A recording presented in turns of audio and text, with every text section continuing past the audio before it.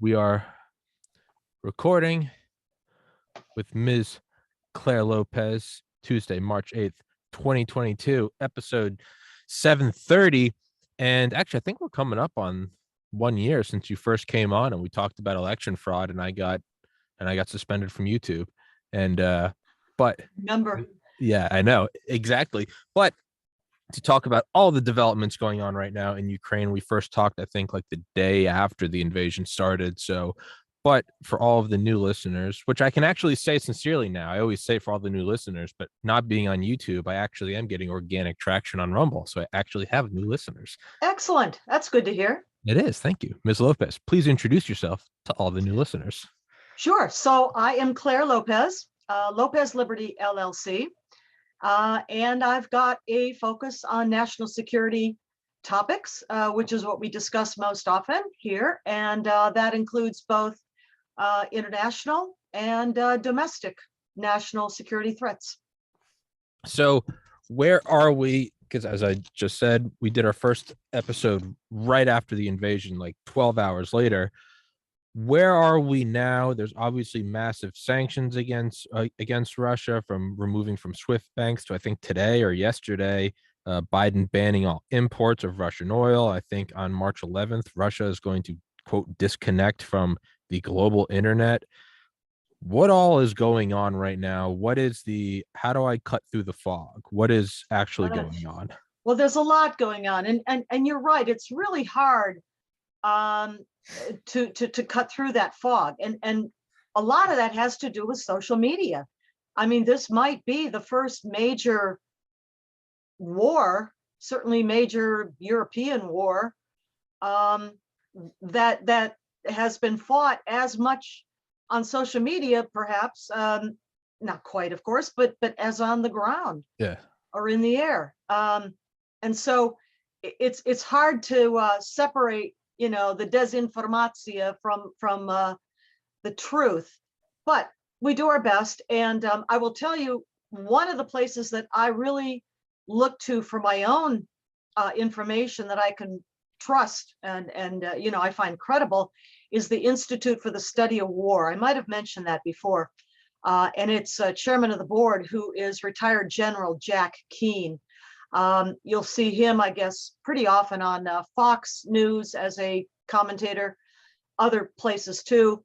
But that's a good source of information. Be careful on social media, Twitter, Facebook, all kinds of stuff flying around. But where we are, is the 13th day of this invasion. Russian forces in the south have made more progress than those in the north.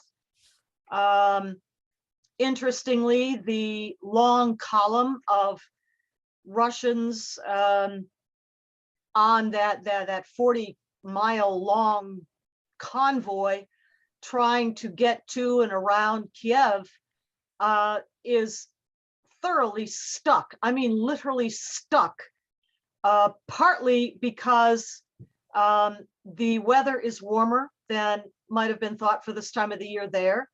And the ground around the roads has all turned to mud.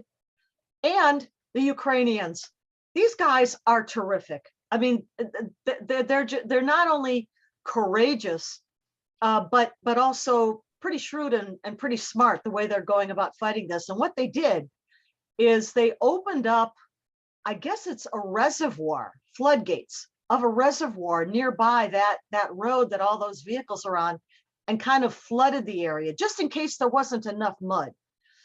And so in typical Soviet style, the Russians just packed the road, like all across the road, like 4 vehicles across, so that even if anybody tried to get around them, like they're running out of gas, they're running out of food, they're running out of water, to bring them resupplies, well, they can't do that either because there's no road space left. And everything around it's been flooded. The ground has been flooded and turned to mud. So I just don't know why that column is still there. A couple of what are they, warthogs would have made mincemeat out of them a long time ago, and I don't know why they haven't. Yeah. except that the spectacle of watching them is kind of fun, I suppose. It's so, do you think this is, I'm trying to, in my complete limited knowledge of this, obviously there's, you can't do nuclear, that's the end of the world, but it seems like, it seems like Putin thought it was going to be a almost like a blitzkrieg, like a lightning sweep, and it's getting completely caught up in a quagmire. Do you think there's any possibility of him trying to save face and leave, or can you not save face? Does he have to occupy now, or is it going to lead to like a conventional wholesale destruction of Kyiv with Well, I mean, artillery and bombs? I think Putin is still very much determined to at least take Kiev and a couple of the other major cities like Kharkiv in the north, Mariupol in the south, maybe Odessa in the south and the Black Sea as well. Has not been able to do that yet, not any of those that I just named, but he wants to. He's absolutely determined to. Now, I don't know how unanimous the sentiment is in his own senior command, you know, those around him, the military command, his political advisors, you know, Sergei Lavrov, the defense minister, seems to be all on board, but how about the rest? Not entirely sure. And as well, among the populace, among the Russian people, they don't want their sons going off to fight Ukrainians who are fellow Slavs. And they were not prepared for this. There was no real transparency or you know, communication between Putin and the people whose sons, fathers, brothers, and you know, uncles, whatever, are being sent to kill Ukrainian civilians. And here we go again with this social media, which sends back, you know, the images of destroyed homes. I mean, civilian homes, apartment buildings, and then, you know, dead Ukrainian civilians, elderly people, women, children, not just fighters. So all of that's going on. He remains determined, as I say, making as much progress as it seems he can. But you're right, that blitzkrieg idea that he had in the beginning, which I agree with you, that's what he wanted to do, and like, you know, be done in 3 or 4 days or something, not happening. I really did expect, I think I talked about it, that the Ukrainians would fight. Mm-hmm. And indeed, that's what's happening. Not only the army itself, but also ordinary civilians, including members of parliament, members of the Ukrainian parliament, going to local police stations to be handed out weapons, AK-47s, ammunition, a little bit of training maybe. And this is grandmas, grandpas, you know, women, young people. I mean, very young, too young for the military even. So even were Putin, you know, to somehow take the capital at Kiev, other cities, decapitate the Iranian government. By the way, total hats off to that president, Volodymyr Zelensky. He spoke today remotely to the British Parliament. What a speech. I'm sure it's recorded. If anybody has the chance to go listen to that, it is literally Churchillian. And in the speech, I don't know, Tommy, if you got to see it or not, I only saw part of it. But one of the most important parts of that speech, beyond, you know, asking for more help, was Zelensky reciting essentially Churchill's words back in the depths of the darkest days of World War II, during the Blitzkrieg. Mm-hmm. By the Germans, the German army. And Zelensky, you know, practically quotes Churchill: "We will fight, we will never give up, we will fight on the shores, we will fight on the fields, we will fight in the air." I mean, basically quoting Churchill. I mean, it just sends chills up your spine. The entire British Parliament rose to give him a standing ovation. So, you know, the Russians, Putin, want to obviously decapitate this man, decapitate his government. You know, this is a guy, it's interesting, who comes out of the entertainment world, right? He was a comedian, he was a performer. Mhm. Where have we seen that before? Outsiders, in other words, who are not career politicians, coming in, stepping in, at an absolutely critical time in this country's, Ukraine's history, do or die moment, and absolutely rising to the occasion, as perhaps very few people expected him to do. But he is, I mean, he's a worldwide sensation. And again, I'm going back to social media. It is playing such an important role. So all of that's going on. We can talk about the refugees fleeing out of Ukraine to neighboring countries. We can talk about the humanitarian corridors, which look like maybe they'll be opened back up again tomorrow morning. That would be Wednesday, March 9. We can talk about Poland sending 28 MiG-29s for the Ukrainian pilots. Lots of places to go with this, but Ukraine is still fighting. That last point is, I think, the one I'll bite on. So how does this Ukraine alone, I mean, they can fight back. I don't think, just again, my limited worldview at 31-year-old in a chair in Maryland, I don't think they could take on all of Russia. And so eventually it's going to leave either through arming or through proxy means or through global sanctions. But we are helping Ukraine. Yes. At what point does that and or will that cross a line to direct involvement? And if not, at what point does Russia take it as an act of aggression if we start giving them planes and pilots? Yeah. How does I it mean, how does it spiral out? yeah, My concern is, yeah. Sorry. Putin has already spoken about this, and basically threatened the West and those who are supplying Ukraine with weaponry.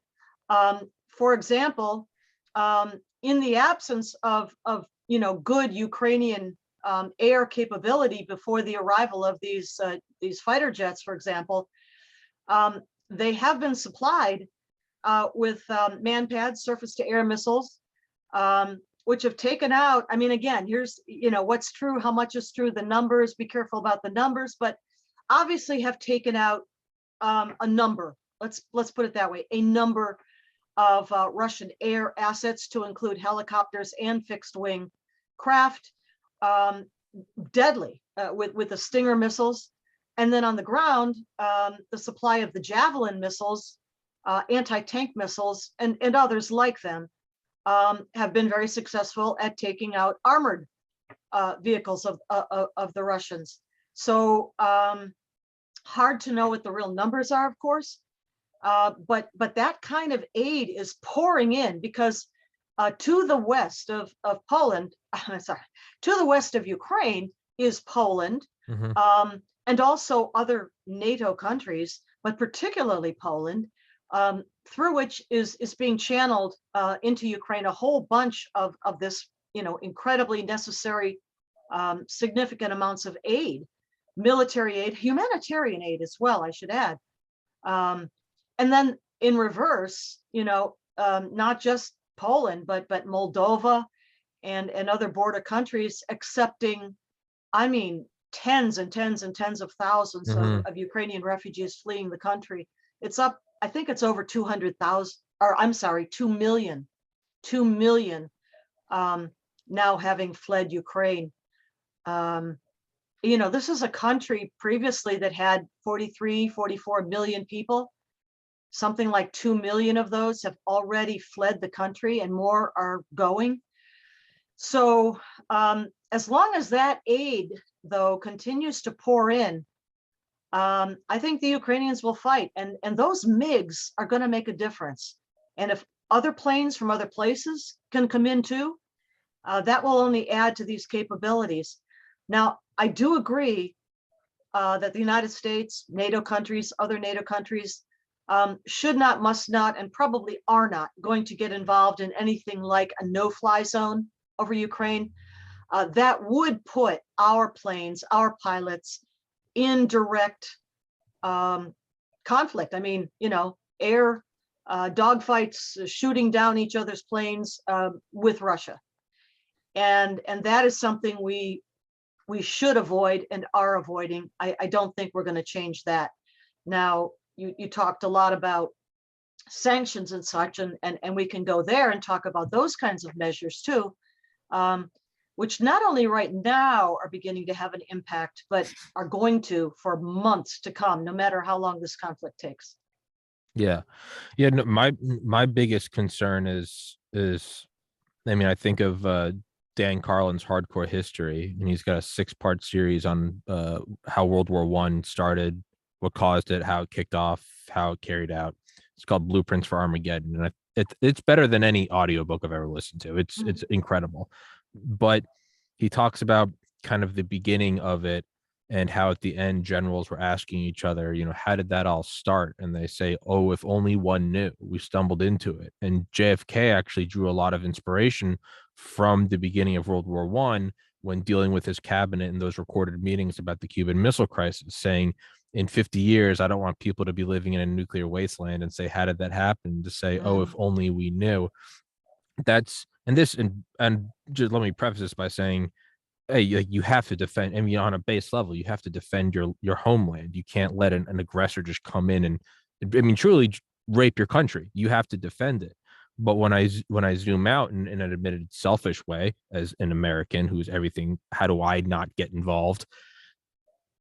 It seems like it could very quickly go tit for tat, and next thing we know, the gears of the war machines have started moving, and you can't back down, and that's my fear.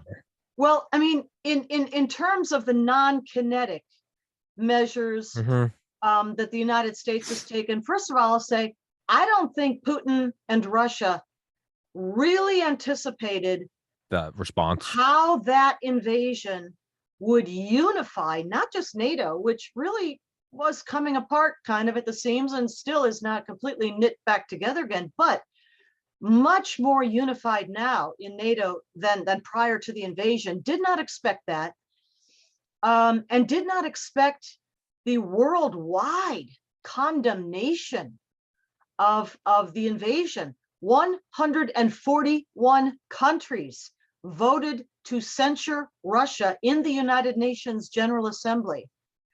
Only 5 voted in support of Russia. That would include Belarus and Iran and a couple more. And around 30 something, I think, abstained. Interestingly, China being one of those countries that abstained from a vote, which maybe was not expected. But here's the other thing. Russia and China, even if you consider that they are collaborating and working together, which to some extent they are, they don't have the ability to shut any of the rest of us, let's say, out of the SWIFT banking system. We've done that to Russia. They don't have the ability to freeze our assets because we don't keep them in Russian and Chinese banks, but they had a lot of their money in Western banks, all frozen. Putin's $650 billion war chest, frozen.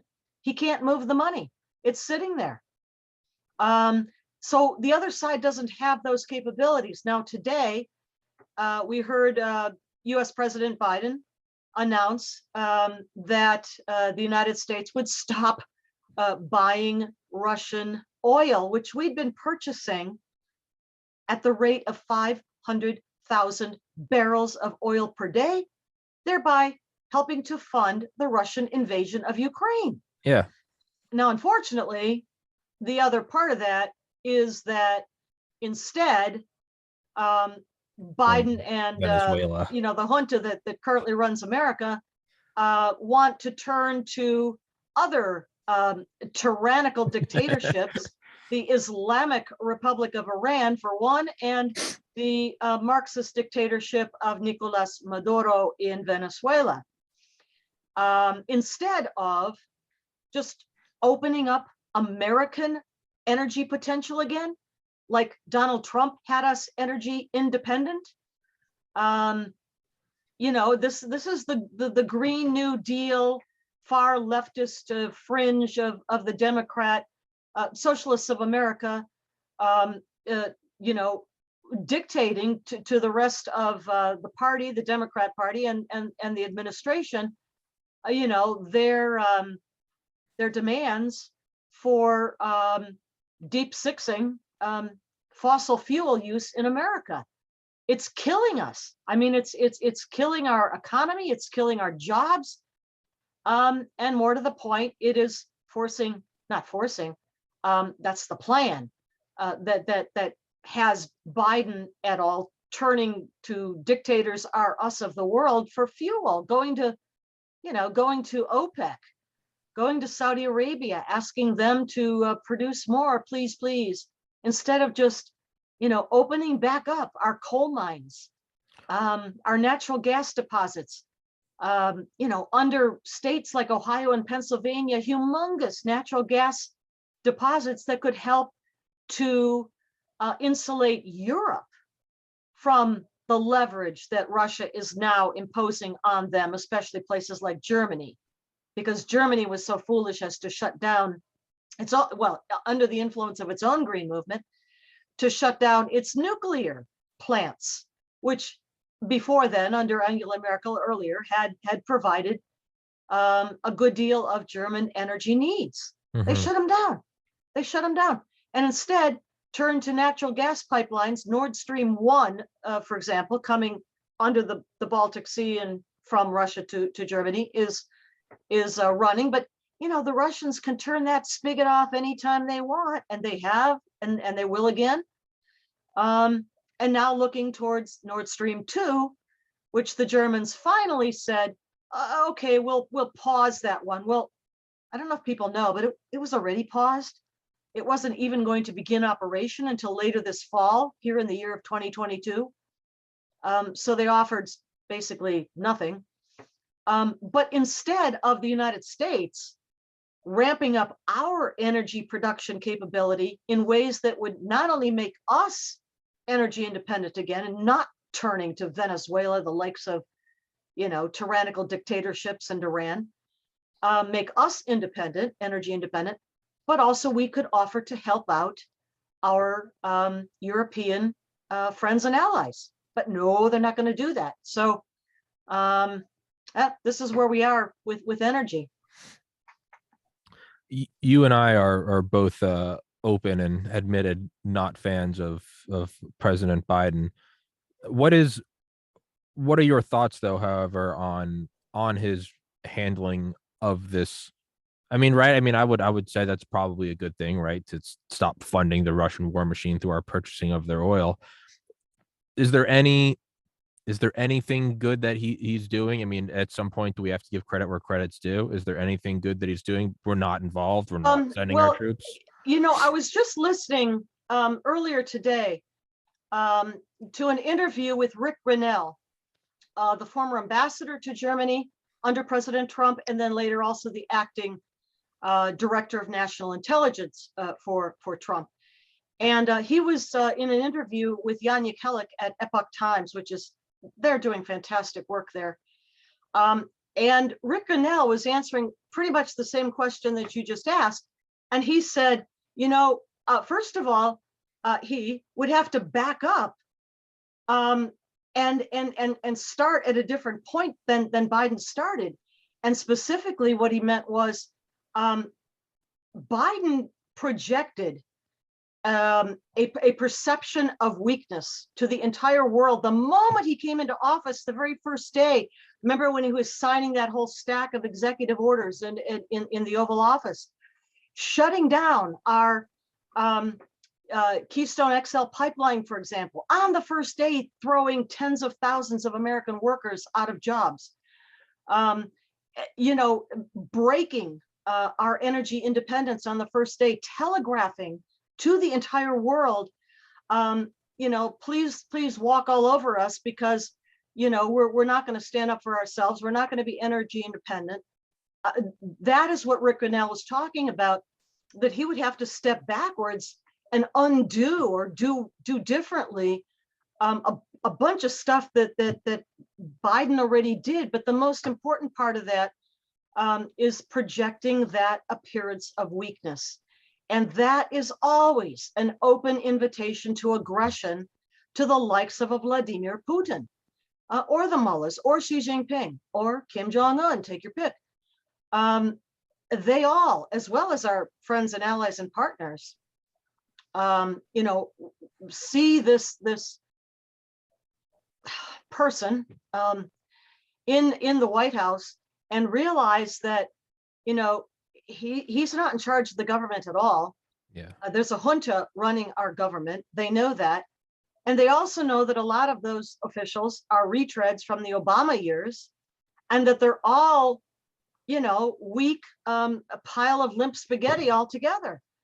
And they take it, the aggressors, the rogues among them take advantage of that. And our friends and allies and partners become very worried, very concerned, and start to think about, how do they maybe take care of themselves, because they can't depend on us anymore. So this is a horrible place to be in, was Rick Grinnell's point. Is there a credit that we can give where credit is due to Biden? Well, I guess if I think about it, yeah, you know what? He's sending Vice President Harris to Europe. I guess she's going to talk to the Poles and the Slovaks and Czechs, and I guess maybe Germans, Poles, I think I said. And about borders. She's our border czar, and for responsibility for the United States southern border. So I can't wait to see how that goes over there. That should be really good. What else has he done? I mean, okay, stopped buying oil from Russia. It's kind of like, well, when did you stop beating your wife? There's no good answer to that. Yeah. At the same time, I should add this in here. This is not a point in his favor. Biden and the team are depending on Russia to be an interlocutor between the United States and the Islamic Republic of Iran in the Vienna nuclear talks, where, according to reports, at least coming out, if they can be trusted reports, it's said that the United States is just capitulating on everything, ready to suspend all sanctions ever imposed on Iran since the beginning of time, apparently, ready to talk about taking the IRGC, the Islamic Revolutionary Guard Corps, off the foreign terrorist organizations list, just like Biden did, I think it was very soon after taking office, took the Houthis, that is the Iranian Shiite rebel militias, off of the FTO list. They're operating in Yemen. And what happened immediately after he did that? Biden took them off the list.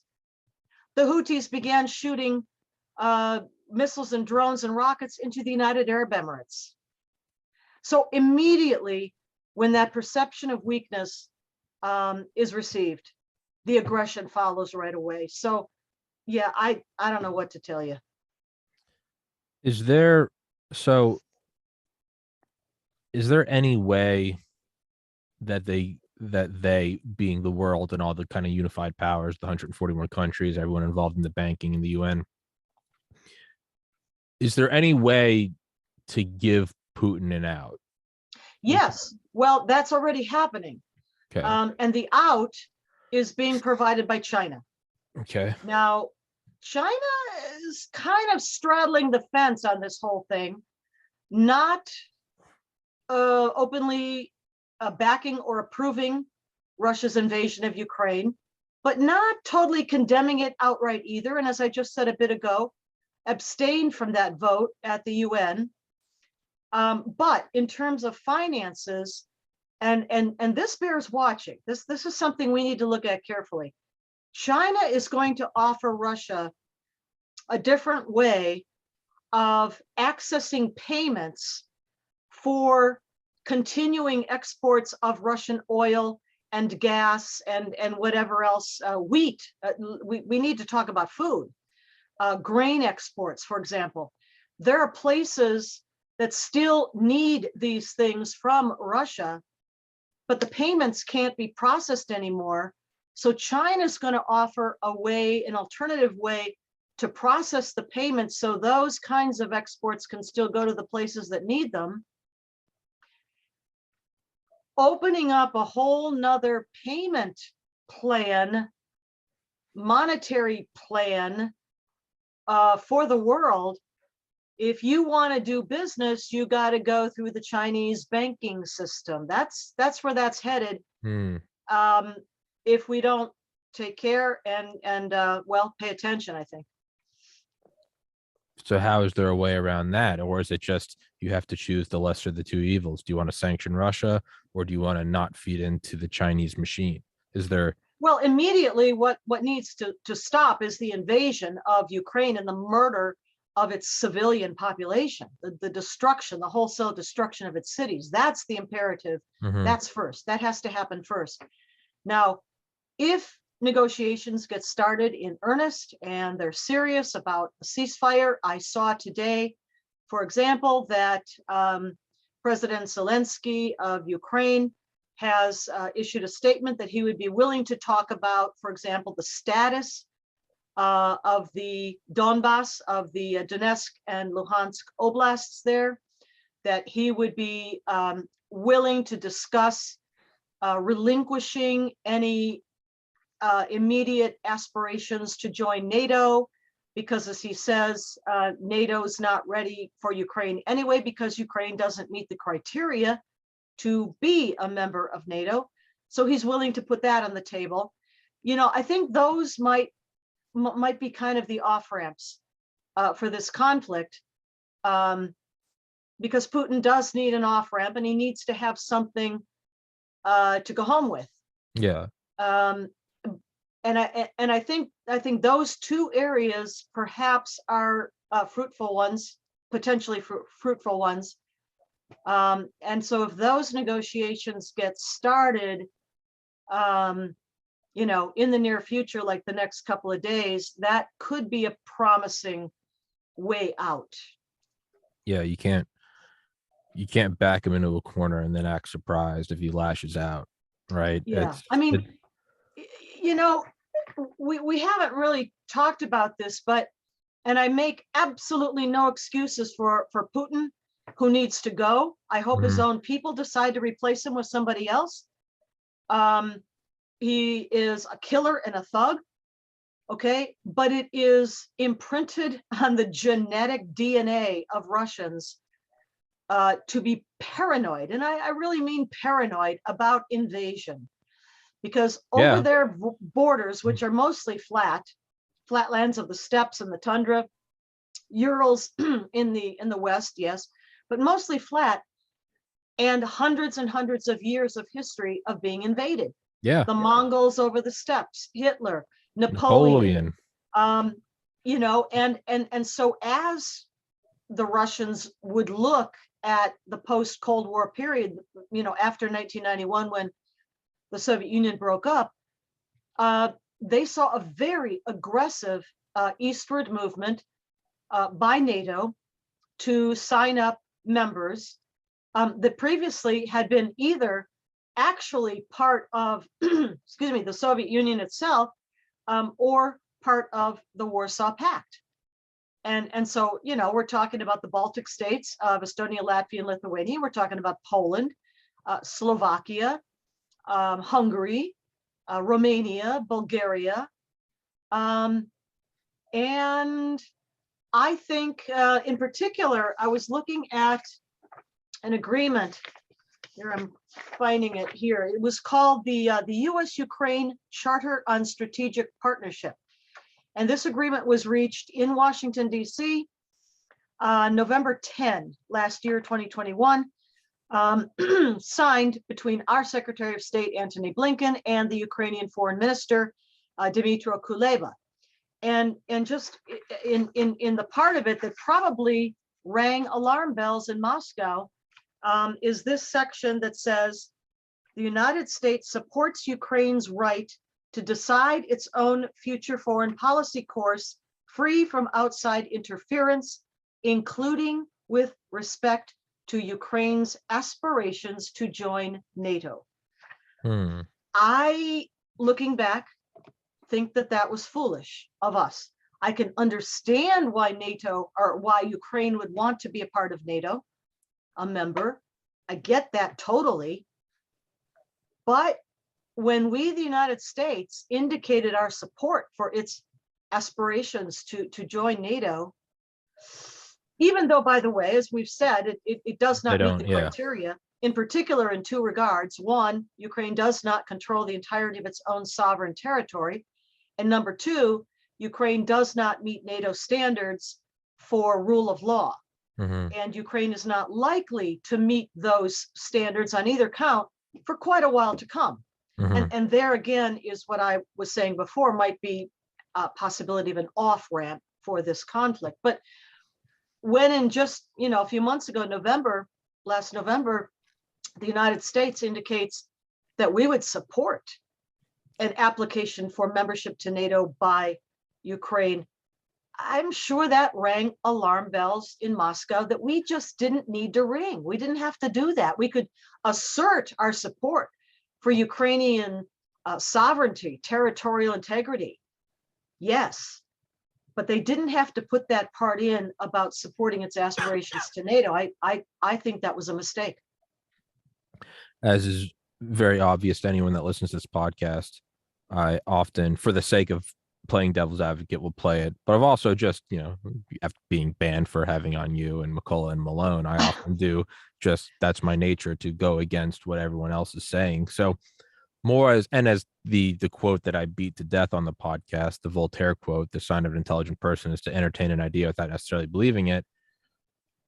I'm trying to at least, and I don't, but I'm trying to see Russia's side, if anything, out of an intellectual exercise, be it an imagination or rationalization or no. This is absolutely rational to think like this. Yeah, it is. It's not irrational at all. Well, some people just immediately start screaming and saying, "Oh, you support Putin," and no. But I try to. No, I'm just absolutely like, not.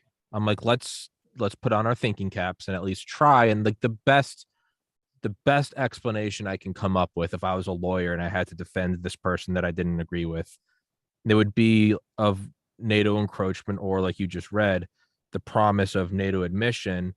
That, I mean, I can on one hand defend JFK and the embargo on Cuba in October 62, and then not at least see where Russia's coming from, of fear of an encroaching NATO power.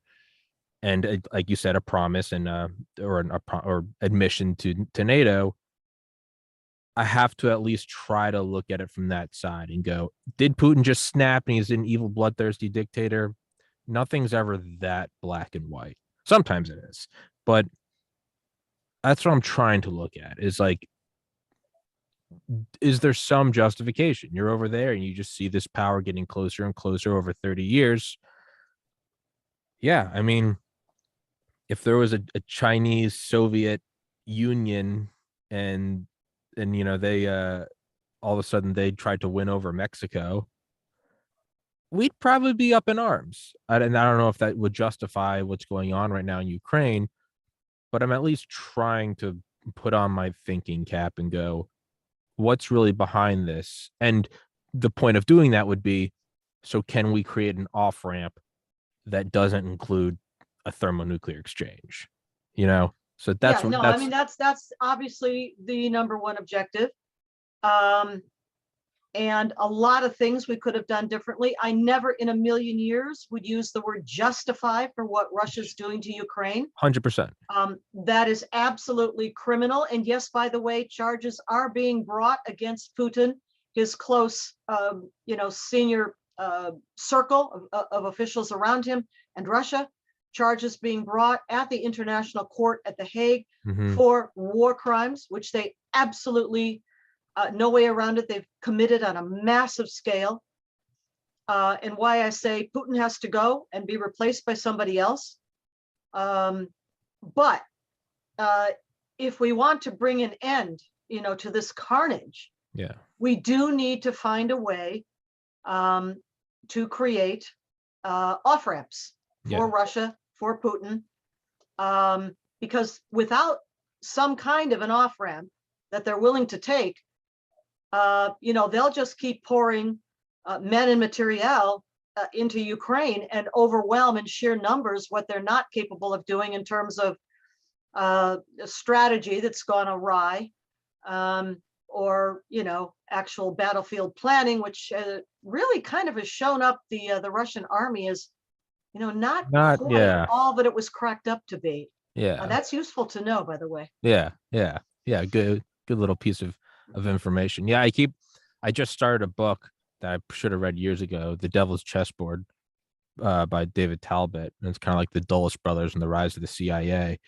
And, you can read now like their criticisms of FDR and unconditional surrender. And they were saying, no, we got to give like the Nazis like an off ramp and the Imperial Japanese an off ramp, not in those exact words. But I keep trying to come back to like, well, where can you get that sort of that gusto between Stalin, Churchill, and FDR to do unconditional surrender? And really, the only conclusion I can come to was the absence of multiple nuclear armed nations. That's the only way you can kind of use Well, that and the hammer. fact that, the Allies were winning. Yeah, We're winning the war. In this particular circumstance, the underdog remains Ukraine. It's yeah, not winning the war. And so it's a bit of a different situation than the Allies, facing the Axis powers at the end of World War II, and demanding unconditional surrender because we had the ability to do that because we'd already pounded them into oblivion. And that's not the situation we're faced with right now here.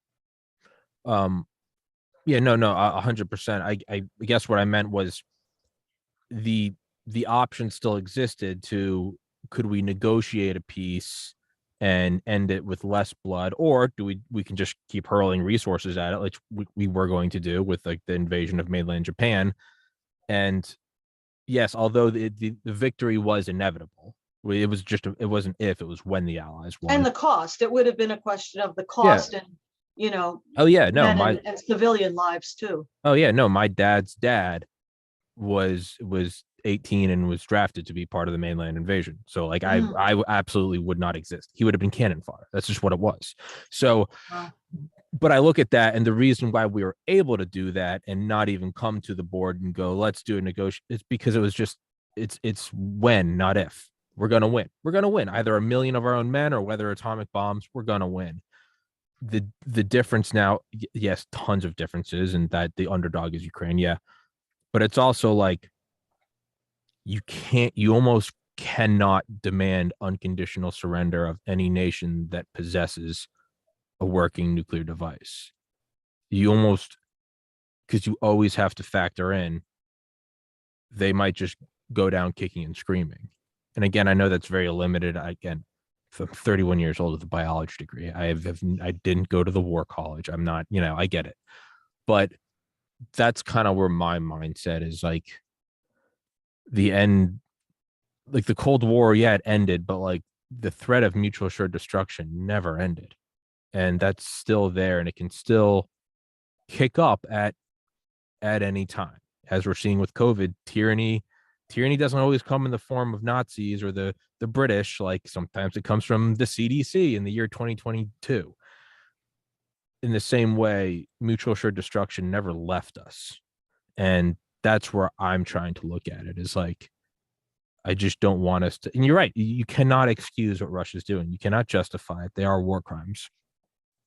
It doesn't change the physical reality that they are in possession of thermonuclear weapons. That's just what it is. And I guess that's my logic, is like, you have to use an off ramp. because otherwise it could be global suicide.